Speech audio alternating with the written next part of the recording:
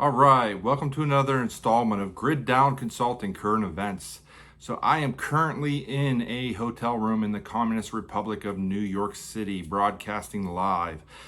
So excuse the hotel room behind me here.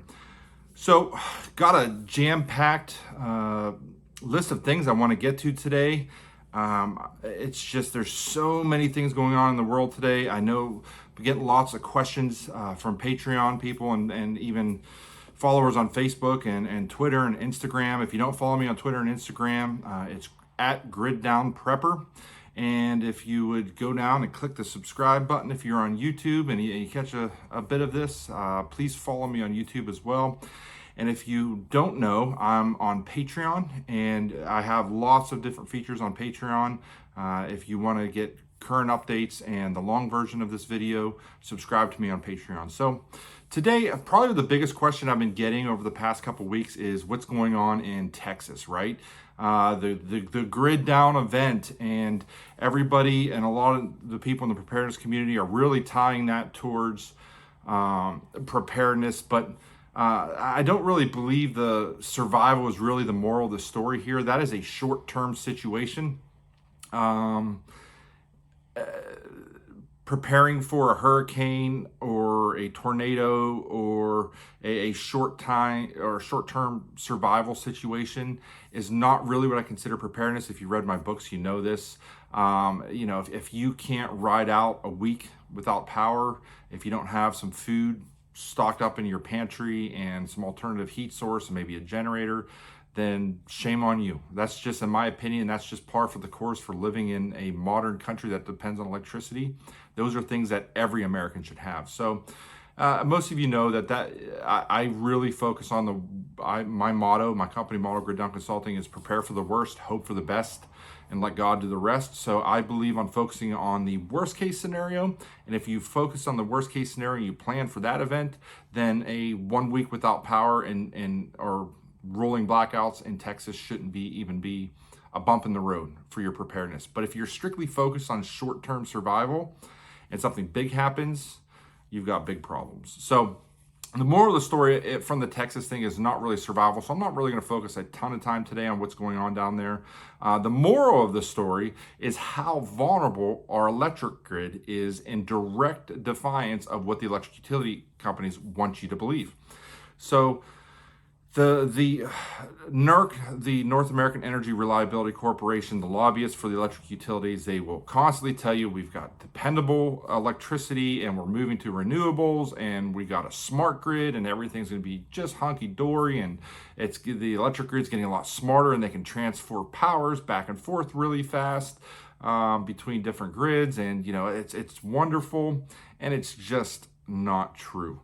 I don't want to get real deep into the big debate on renewable energy and windmills and solar farms in Texas, which was part of the reason why their electric grid almost collapses, because those things, the solar panels don't work in snowstorms very well. And if you move towards strictly renewable and you don't have the dependability of coal and natural gas fired power plants and nuclear power plants, you are at risk, right? So I'm not anti-renewable energy, but there is a discussion to be had there. So, but the moral of the story is the electric grid is extremely vulnerable. I mean, we've had large blackouts for large cities and large areas just because a squirrel chewed through the insulation on a power line, and we've had windstorms and the blackout in New York City when the ice storm hit. So the idea that the electric grid in our country is very robust is just false. I've been seeing a lot of experts from the electric utility industry on CNN and MSNBC in a couple days just saying, oh, it was just this little glitch or this or that. But if you dig deeper, we were only like 2 or 3 minutes away from a month-long blackout in Texas. I mean, the grid operators that were on hand at the time, they had to make some last-minute decisions to start the rolling blackouts, but even that didn't go very smoothly. And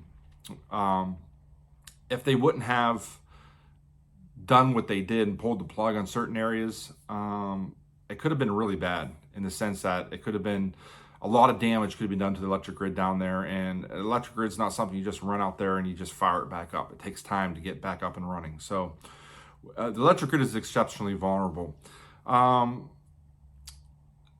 so the next thing is I've been hearing a lot of excitement in the preparedness community. People are asking, oh, finally, this is a wake up call, right? This is a wake up call, and now the politicians are going to act, and they're finally going to do something and harden the grid against EMP or solar flare and do that.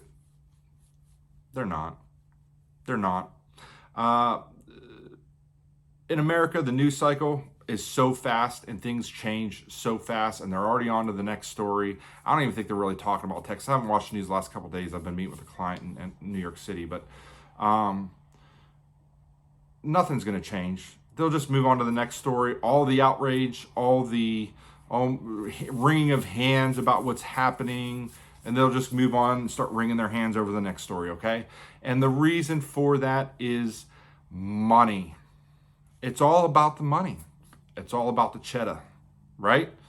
At the end of the day, the electric utility lobby, I beat this horse to death, is the second largest lobbyist in DC. They spend more money on lobbying and political contributions in DC than big oil does, than gas companies do, okay? The only ones that really beat them out is pharmaceuticals. They spent over $1.2 billion. That's just at the federal level, lobbying and political contributions to congressmen and senators in DC to prevent any kind of regulations on their industry. So it's all about the money. And part of that, an evidence of that, and I'm going to be sharing a lot of stories down below, so be sure you click down, get more details on the things I'm discussing. Back on January 11th, one of the last things Trump did was put through an executive order on preventing American individuals, wealthy people, and American corporations and investment firms from investing in the Chinese stock market on companies that are in R&D and in military hardware in China. That's just common sense. I mean, why are American companies and rich individuals investing in companies? Why are we funding Chinese military? Why are we funding and giving tons of money to our enemy to build weapons that they're going to use against us? It's just insane. It was common sense for Trump to pass that executive order. I think there was 31 companies. They're military tech, space weapons, cyber. So basically, any kind of Chinese-owned corporation over there that was in military R&D or had to do with military hardware, Trump prevented that. And go figure. Looks like Biden has stepped in and gotten rid of that. I'm not sure if it's just a temporary thing or it's a long-term thing, but everyone's hailing it as like, oh, Trump was so mean to China, and they were so upset that we were hurting their business interests, and this is good relationships with China. No, it's not. Why are we funding their military? It's insanity. On that same subject, there's a story here about a new solar satellite that I think, was it the Navy? The U.S. Navy. So this is basically a small satellite that gets beamed up into space, and it has solar panels on it, and it takes that energy because if you have solar panels in space, you don't have the effects of clouds and all the different troposphere and ionosphere and all those things affecting it. You're getting direct energy from the sun, and then it takes that energy and it beams it down into a laser beam, and it's kind of like a remote wireless charger from space, and they can beam that energy down and charge. Right now, the pizza-sized box, the pizza-sized solar panel that they have in space can beam energy down and charge it's enough to charge an iPad. So you're saying, well, that's not much, but this is actually technology that's been around for quite a while. China's so far ahead of us on this stuff. If you get a chance, go down. Again, I'll share a link down here. General Quast, who I think is one of the greatest leaders that our country's seen for a long time, innovative, forward-thinking. He gave a speech to Hillsdale University discussing space tech, Chinese space tech, and he was talking about this stuff a year, 2 years ago, about the investments China is doing in this front, right? They're looking at building solar panel stations on the moon. and then transmitting that back. They're mining. They're building mine. They got plans to build and start mining the moon for rare minerals and metals. So they've got so many things that are going there. So you got to watch General Quast because he's a forward thinker, and he's been warning the military for a year. And they purged him from the military because he went sit down and shut up. Because the military today is still focused on building the biggest tanks, the largest aircraft carriers, the fastest planes.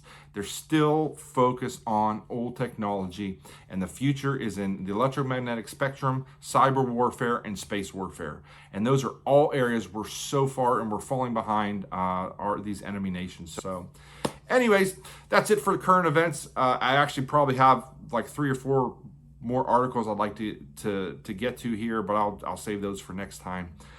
So again, more rosy news. The moral of the story is the the Texas electric grid situation. The moral of the story is not a story of survival.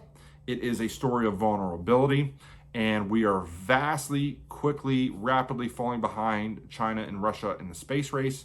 And we need to amp, and we need to start funding NASA or SpaceX or somebody to start competing in space, because if we fall behind in space, that's the future of technology, that's the future of weaponry, and we are not going to be the global superpower that we are today. So, as always, prepare for the worst, hope for the best, and let God do the rest. Take care, everyone. Have a great week.